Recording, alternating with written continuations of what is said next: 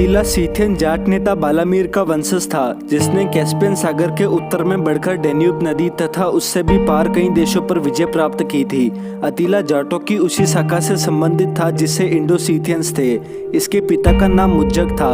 Europe में विजय अतीला का चरित्र अत्यंत महत्वपूर्ण रहा है। उसका राज्य डेन्यूब नदी के पूर्व में मैदानी क्षेत्र पर था। उसने यूरोप तथा एशिया दोनों में अपने राज्य का बहुत विस्तार किया। उसने चीनी सम्राट के साथ सामंत शर्तों पर समझौता किया। उसने रेवेना तथा कॉन्स्टेंटिनोपल को 10 वर्ष तक भयभीत रखा।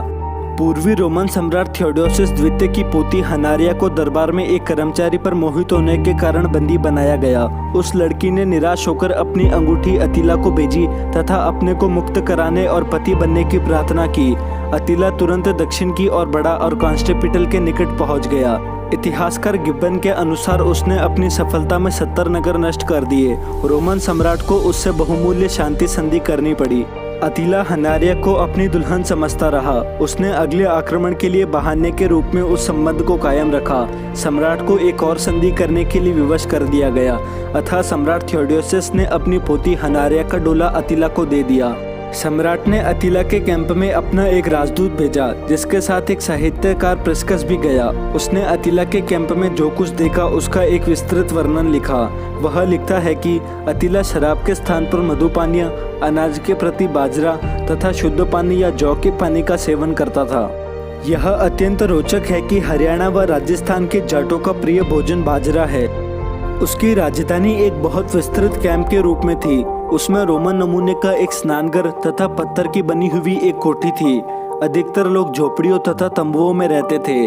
अतीला तथा उसके प्रमुख नेता अपनी पत्नियों एवं मंत्रियों के साथ लकड़ी के महलों में रहते थे। लूटी हुई वस्तुओं का बड़ा दिखावा था, किंतु अतीला एक जाट की तरह ही बहुत साधारण जीवन व्यतीत करता था। वह लकड़ी के प्यालों तथा थालों में भोजन करता था। वह बड़ा परिश्रमी था। अपने महल के द्वार पर दरबार लगाता था तथा साधारण गद्दी पर बैठता था। 451 ईस्वी में अतीला ने पश्चिमी साम्राज्य पर धावा बोल दिया। उसने फ्रांस पर आक्रमण करके वहां के बहुत से नगरों तथा सुदूर दक्षिण में आर्लियंस तक लूटमार की। फ्रैंक्स उसे हराने के लिए बहुत कमजोर थे, किंतु विसिगोथ यानी पश्चिमी जाट कहलाने वाले जाटों की एक और शाखा फ्रैंक्स लोगों से मिल गई। 551 ईस्वी में चालोज के स्थान पर एक भयंकर युद्ध हुआ, जिसमें दोनों ओर से 1,50,000 आदमी मारे गए। यूरोप में अतीला को यह पहली पराजय मिली, क्योंकि उसके विरुद्ध प्राचीन जाट विजेताओं की एक शाखा शत्रु की ओर मिलकर लड़ रही थी। इस हार से वह निराश नहीं हुआ। उसने अपना ध्यान दक्षिण की ओर दिया और उत्तरी इटली पर आक्रमण कर दिया।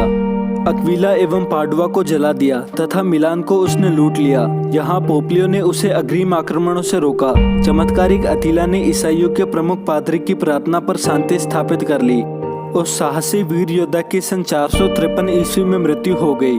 उसका साम्राज्य कैस्पियन सागर से राइन नदी तक फैला हुआ था।